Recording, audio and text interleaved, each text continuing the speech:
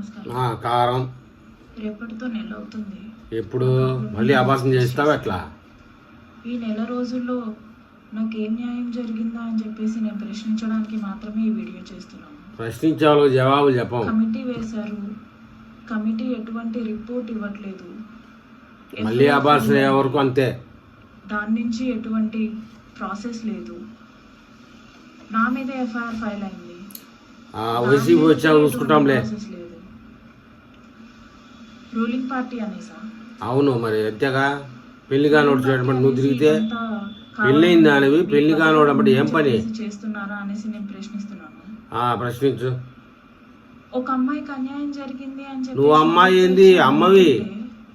నోరు తెరిచి న్యాయం చేయండి అంటూ సరే, ముసుగెందుకు, అందరికి తెలిసిందే కదా. రావట్లేదా అంటే ఇంకా అన్యాయం జరిగినట్టే అంతే మరి. మొగుడు ఉండగా ఒక మగవాడు కాడికి పోతే అంతే. ఏంటి పార్టీకి సంబంధం లేదంటున్నావు కదా, ఇప్పుడు పార్టీని ఎందుకు ఇన్వాల్వ్ చేస్తున్నావు అనేసి అంటున్నారు.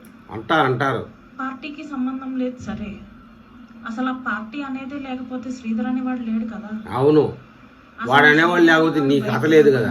తెలియదు కదా, నువ్వు ఇచ్చిన అధికారంతోనే కదా శ్రీధర్ అనేవాడు ఇంత దారుణానికి ఒడిగట్టింది. అవును, ఆడు ఎమ్మెల్యే అయ్యాకనే నీ కథ అంతా తయారైంది. శ్రీధర్ అనేవాడు సర్పంచ్గా ఉన్నప్పుడు నేను 3 సంవత్సరాల్లో కోడూరులో ఉన్నాను. కోడూరులో నా పని నేను చూసుకున్నాను. నీ ఇష్టం. మరి నీ మొగుడు అడిగి పోయేటప్పుడు మీరిచ్చిన పార్టీ అధికారం వల్లే కదా శ్రీధర్ అనేవాడు ఇలాంటి పనులు చేస్తున్నాడు. మరి నేను బొమ్మలు లేదే వాడి కాడికి. అందుకే నేను పార్టీని అడుగుతున్నాను. ఇప్పుడు పెళ్లి చేసుకున్న ప్రతి ఒక్కడు కోర్టు పర్మిషన్ తీసుకోడు కదా, తర్వాత మేము డివోర్స్ తీసుకోవాల్సి వస్తుందో లేదో ముందే కోర్టు పర్మిషన్ తీసుకుంటున్నామని చెప్పి. ఏమో మరి అది మీరు ఎలా మాట్లాడుకున్నారో. నీ మొగున్నాడు ఆ విషయం. ఒక కమిట్మెంట్లో వాడు ఇచ్చిన ఒక ధైర్యంతో ఎంత దారుణం చేసినా సరే నేను యాక్సెప్ట్ చేశాను. నేను నమ్మాను. నమ్మడం మోసపోవడం మామూలే. ఇప్పుడు ఇంత దారుణం చేశాడు కదా, వాడు కూడా పల్లెటూరులో పుట్టినాడు కదా, వాడు ఎందుకు అన్యాయం చేస్తాడులే, వాళ్ళ ఇంట్లో కూడా అక్క చెల్లెళ్ళు ఉంటారు కదా. నీకు మొగుడు అమ్మ నాయన అత్త ఉంటారు కదా, నువ్వు చేయలే?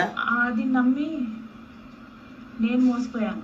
నమ్మిన వాళ్ళే ఎవరైనా మోసం చేస్తారు, మామూలే. వచ్చినా కూడా అధికారంలో ఉండే వాళ్ళు ఏం చేస్తున్నారు? నువ్వు అప్పనంగా ఎమ్మెల్యేని దిగేద్దామని అనుకోలే? మీరందరూ వాడికి హెల్ప్ చేస్తున్నారు. నేను ఎందుకు బయటకు వచ్చాను? ఊరు రమ్మన్నారు, 4 ఏళ్ళు ఎట్టే ఉండొచ్చు కదా. నేను నమ్మకంతో బయటకు వచ్చాను. వ్యవస్థ నాకు న్యాయం చేస్తుందేమో అని బయటకు వచ్చాను. నీ మొగుడికి నువ్వు చేసిన అన్యాయం. దీన్ని ఎంతమంది ఎన్ని రకాలుగా మాట్లాడారు. హనీ ట్రాప్ అన్నారు.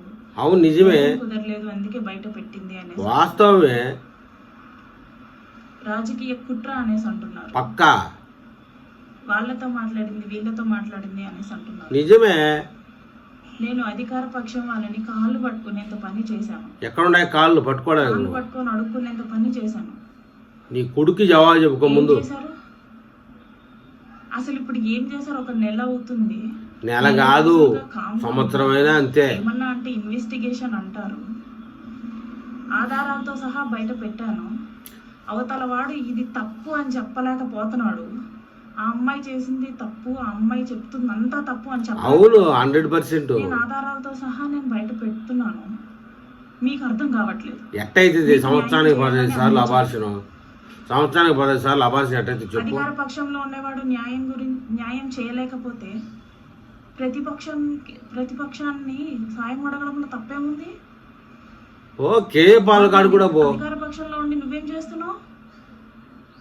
నీ అధికారం చూపిస్తున్నావా? అవును. సాధారణ మహిళ మీద నీ అధికారాన్ని. సాధారణం కాదు, నువ్వు అమ్మను కొట్టి పిన్నమ్మకు పెట్టేదాన్ని. నేను ఈ రాష్ట్రంలో పుట్టాను. ఏమో మాకు డౌటే. ఇంకెవరిని నమ్ముకోవాలి? వ్యవస్థే కదా నాకు హెల్ప్ చేయాల్సింది. అందుకే ఆ వ్యవస్థలో నీకు జాబ్ ఇచ్చింది. ఏం చేసింది? అధికారంలో ఉంటున్న వాళ్ళు ఏం చేశారు? స్క్రిప్ట్ బాగుంది.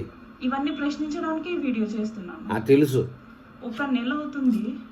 తప్పు చేసినోడు వాళ్ళ ఊర్లో క్రికెట్ ఆడుకుంటున్నాడు. ఆడతాడు. ఏ తప్పు చేయకుండా నా ఫ్యామిలీకి నేను దూరం అయిపోయాను. నువ్వు ఆ తప్పు చేయిందా? దూరం చేశాడు. అవును. మొన్నటిదాకా నీ మొగుడిని మెట్టుతో కొట్టాలి నిన్ను బయట వదిలేసినందుకు. కానీ నా కొడుకు నా తమ్ముడు అంటూ నా చుట్టూ జనాలు ఉండేవాళ్ళు. అవును, వీడు చేసిన పనికి వాడు చేయలే, నువ్వు చేసుకున్న పనికి.